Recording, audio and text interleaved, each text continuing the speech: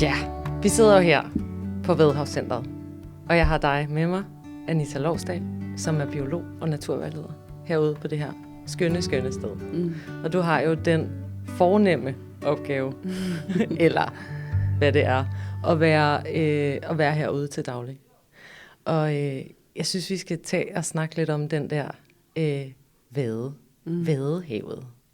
Altså, der bor jo nogen derude, som man ikke lige ser alle mulige steder. Det gør der nemlig. Ja. Vil du ikke fortælle os lidt om det? Jo. I Vadehavet, som du siger, bor der mange forskellige ting. Det her er også, fordi at rigtig mange af de dyr og planter, vi har, de skal tilpasse sig det her med, at vi har stigende og faldende vand, altså vi har tidevand. Så det betyder, at der er nogle ret særlige krav, de ligesom skal kunne opfylde, for overhovedet at være her. Og det er også en af de kriterier, vi møder på UNESCO-listen. Det handler om dynamikken herude. Der opstår øer, der forsvinder øer. Vi har en historie om en hel by, der hedder Rungholt, der forsvandt i 1332, som bliver kaldt den første store mandedrukning. Okay, ja, lige præcis. Alle de gik bare til grunden. Ja, i 1362. Flere vadehavsøer blev oversvømmet. Og det bevidner bare lidt om, hvor vildt et område det er herude. Ja, det er meget dynamisk. Helt vildt, altså, der er mange skift. Ja, og bare når jeg går ud på vaden og har arbejdsdag, så ser det lidt anderledes ud fra i går. Ja.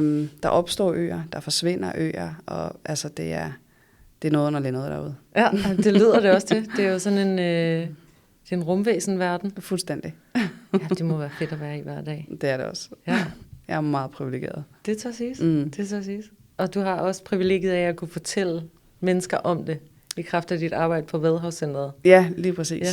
Og vejlede. Ja, lige præcis. Jeg er jo naturvejleder, og min fornemmeste opgave er jo at i virkeligheden at videregive den kærlighed, jeg selv har for området og dyrene og planterne og alt, hvad der er inde imellem, til andre. Ja. Fordi på den måde, så har jeg måske en mulighed for at plante et lille frø, der gør, at folk også begynder at forelske sig lidt i området. For hvis folk begynder at have følelser for Vadehavet, så passer de også på det. Ja, det er rigtigt. Så man passer på det, man elsker. Det er min skjulte agenda. Ja. I get it. Det er sådan lidt Men in Black-agtigt. Rigtig sejt. Ja, hvad er det, vi skal tale om nu? Jamen, i dag der skal vi tale om de usynlige. De usynlige? Ja. Alle ved, hvad en fødekæde er. Ja. En fødekæde handler om, hvem spiser hvem i det store hele. Man snakker tit om toprovdyrene, sælerne, havørnene, vi kender dem godt.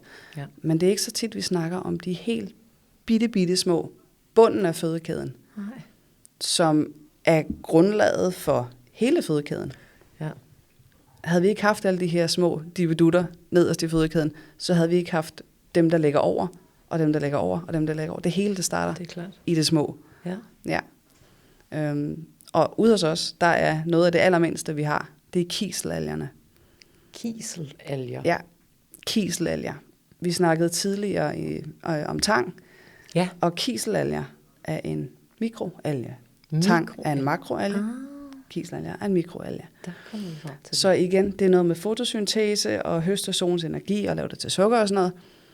Og herude ved Vadehavet har vi ofte lavvande, fordi vi har skiftende tidevand. Vi har ofte lavt vand, hvilket betyder, at kiselalgerne har det rigtig godt herude. Og det er på grund af alle de her kiselalger, at vi har alle ormene, sneglene, muslingerne, som er grund til, at vi har alle krabberne, fiskene, og så videre, og så videre. Ja. Så kiselalgerne er bunden af fødekæden herude, og noget af det vigtigste, vi har. Okay, på den måde. Det er jo ikke så tit, man hører om nogen, der gerne vil beskytte algerne. Nej, men vi skal virkelig værdsætte dem derude. Ja, okay. For uden dem, der havde vi ikke haft alt det andet. Ej, hvor fedt. Og kiselalgerne i sig selv er nogle fede organismer. De ligner lidt en madkasse. Man skal tænke en overskal og en underskal. Okay. I en alge? Ja. Okay. De kan så have mange former. De kan være sådan helt cylindriske. De kan være aflange. De kan danne kæder. De kan danne bolde, helixer. De kan se ud på alle mulige måder. Okay. Nogle af dem kan bevæge sig med noget slim, og de kan alt muligt fedt. Ej, hvor sejt. Men en af de ting, der er vigtige, er, at kiselalgerne kan formere sig på 2 forskellige måder. Den seksuelle, som er den, vi lidt godt kender, og den aseksuelle. Okay. Når man er en kiselalge, og man vil dele sig, eller aseksuelt, så skal man tænke på, at de 2 skaller, den nederste skal vil kontinuerligt blive mindre for hver gang, at kiselalgen den deler sig. Aha. På et tidspunkt så er forholdet mellem overskal og underskal så skævt, at den er nødt til at formere sig seksuelt. Okay. Og så vil den formere sig seksuelt, og det vil så danne kiselalger, der starter i den rigtige størrelse, så at sige. Ja. Så det er også, det er ret sært og ret fantastisk. Hvor lang er dens livscyklus sådan? Det er svært at sige, fordi når det er en blanding af, den deler sig, og den formerer sig seksuelt, så det er svært at sige sådan. Okay. Det er jeg ikke helt klar over. Nej. Og det er et fedt spørgsmål. Nå ja, men altså, bare sådan, dør den så efter den har... Jo, altså efter ligesom... den har...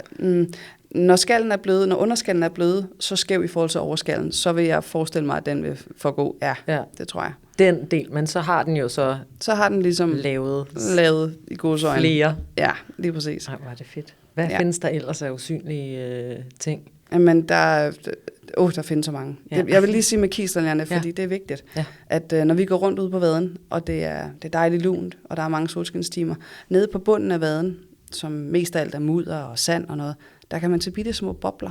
Nå. Og de her bitte små bobler, det er ilt, som kiselalgerne de producerer. Så det er ligesom brus? Altså, der er brus. Det ligner lidt brus, ja. Og det der med, at vi altid vi skal passe på skovene, det er dem, der laver vores ilt og træer og sådan noget. Og jo, men 70% af al den atmosfæriske ilt, vi har på hele jordkloden, det er algerne. Ja. Så de er vigtige. Ja, det har jeg faktisk godt hørt. Ja. Og der er jo mega meget vandoverflade, ikke? Jo, og det er jo det. Jo, lige præcis. Ja. Ej, hvor fedt. Ja. Ja, det er en vigtig organisme, for det er jo ikke et dyr. Nej. Det er jo heller ikke en plante. Nej, det er noget lidt midt imellem. Ja. Spændende. Det er altså... Ja, verden er meget alien og speciel. Det er virkelig fedt. Så det var en usynlig. Det var en usynlig. Ja. Hvad er der så ellers? Jamen, så kan man jo argumentere for, at sandormen er usynlig. Når vi går rundt ude på vaden, så er det eneste, vi rigtig kan se fra sandormene, det er deres pøller. Ja. De ligger på sandet. Dem kender man godt. Ja, dem kender man godt. Ja, og især når jeg har sådan mindre klasser med ude, og vi bare tager, så går jeg langt ud, før jeg fortæller dem, at det er lort, vi render rundt i. Fordi børn er lort, ikke? Ja. Men så har vi også en snak om det. Ja, det er jo i bund og grund bare sand, ikke? Ja, men hvordan er det, den hænger sammen? Fordi sandormen spiser den sand. Det gør den måske nok. Men hvad er sand lavet af? Sand, det er jo bare små sten. Der er ikke noget næring i små sten. Så det sandormen spiser, det er faktisk alle de kiselalger, der ligger inde imellem hvert sandkorn. Så hvis man har det i mente, så kan man sige, at en sandormelort er mere ren end det sand, der ligger lige ved siden af. Det er renset sand? Lige præcis. Så det er ikke så klamt. Nej, så det er okay. Ja, og det er godt, at børnene de alligevel kommer til den der sådan, okay, det kan vi alligevel godt. Og vigtigheden af sandormen er ikke noget, vi kan se, medmindre vi graver i vaden. Hvis jeg graver et stykke vade op og kigger på det, så de steder, hvor der har ligget en sandorm, der vil sandet være lyst. Det meste af vaden herude er mørkt eller næsten sort sand. Men lige omkring de her gravehuller, der vil der være helt lyst. Og det bevidner om, at sandormen, den ilter vaden. Så den er lige så vigtig, som regnormen er ude i skoven.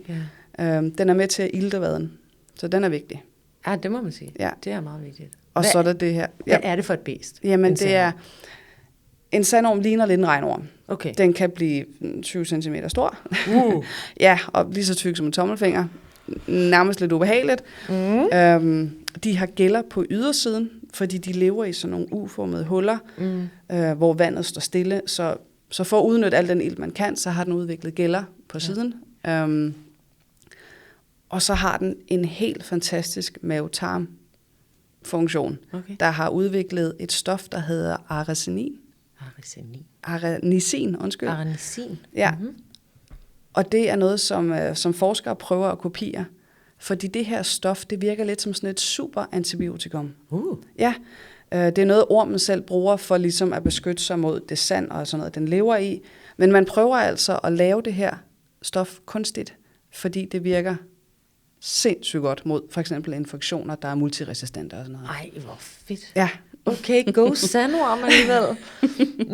Den havde jeg ikke tænkt på, at jeg alligevel skulle komme til at sådan have lidt respekt på. Ja, præcis, værdsætte lidt. Hvor fedt. Ja, okay. Lad os tage den næste på listen, som vi ikke ved er der. Ja, zooplankton. Ja.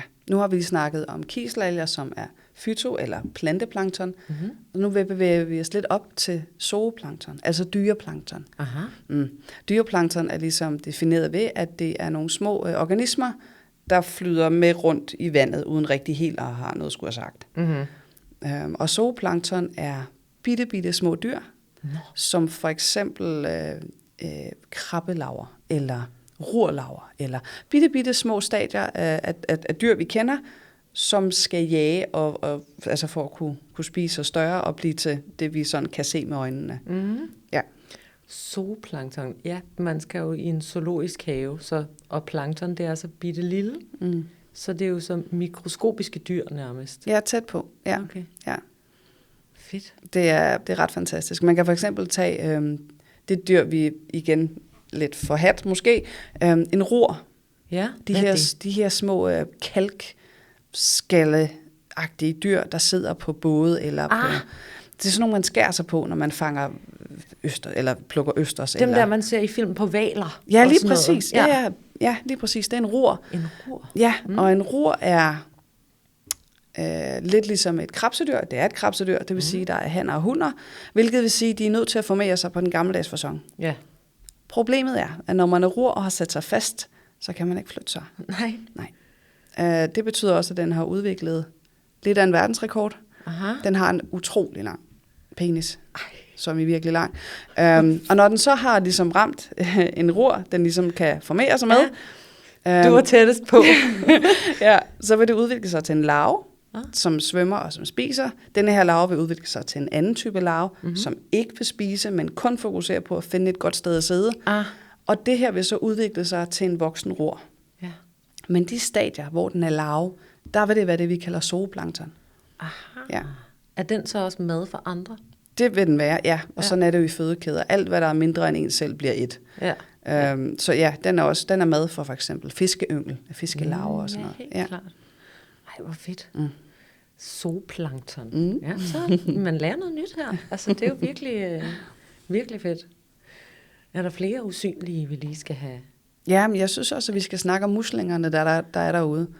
Når man kigger på vaden, som sagt, så ser man ikke så meget andet end sandormepøller. Nej. Hvis man ser andet, så ser man døde skaller, altså muslingeskaller. Ja. Og det hænger sammen med, at de muslinger, vi har ude i Vadehavet, de fleste af dem vil bo under sandet. Ja. Vi har nogle enkelte, blåmuslingen for eksempel, eller stillehavsøsters. De vil leve oven på sandet, men langt de fleste vil leve nedenunder sandet. Mm-hmm. Så hvis man tager en skovl, en greb, og graver i vaden, så vil man se en hel mosaik af muslinger, der ligger over det hele. Wow, okay. Og de her muslinger, de lever lidt ligesom alle andre, af at filtrere vandet for alger, som er med til at gøre, at vandet bliver lidt mere klart for os andre. Og de er sindssygt vigtige som fødeemne for de op imod 12-13 millioner fugle, der kommer til Vadehavet hvert år for at spise. Wow. De er meget, meget vigtige. Ja. Ej, hvor fedt. Ja. 13 millioner fugle? Ja. Okay. Det er alligevel en stor by. Det fortæller lidt om, hvor vigtig Vadehavet er. Ja. Man kan sige, havde vi ikke haft Vadehavet med alle de her fødeemner, så ville fuglene, der trækker mange af dem fra Afrika til Vadehavet, helt uden stop. De flyver 4.000 kilometer uden stop. Wow. De sover ikke, de spiser ikke, og de lander ikke. Men når de så lander her, så skal de spise, og de skal æde rigtig meget. Så æder de en måneds tid, og så flyver de videre 4.000 kilometer op til tundraen for at lave kyllinger. Og man kan godt forestille sig, at hvis ikke der var Vadehavet, hvis ikke der var det her pitstop, de kunne stoppe ved og æde ved, så ville de dø af sult på vejen. Ja, det må man sige. Så det er utrolig vigtigt. Ja, også alle de usynlige. Ja, hold da op. Ej, hvor sejt. Okay. Muslinger, man kender jo godt en muslingesuppe, det kan man jo godt lide. Men alligevel at stoppe her i en måned, og så leve af muslinger. Ja. Der må være mange. Der er rigtig mange. Strandskaden, som er en fugl, vi alle sammen kender, en sort-hvid fugl med en meget rødt næb, den kan æde op til 300 hjertemuslinger om dagen. Wow. Det er en fugl. Det er derfor, man finder så mange tomme muslingeskaller på stranden. Ja, og når man finder en tom, lad os sige hjertemusling, så oppe i toppen vil der ofte være et lille bitte hul. Og det her hul, det bevidner om, at det nok har været en strandskade, der har været i den. Okay. For den ved lige præcis, hvor den skal hakke, for at få adgang til muslingen. Ej, hvor fedt. Det er virkelig, virkelig fed info. Er der flere usynlige, vi lige skal have? nu her på Falderebet? Der er simpelthen så mange, så jeg vil råde folk til at komme herud.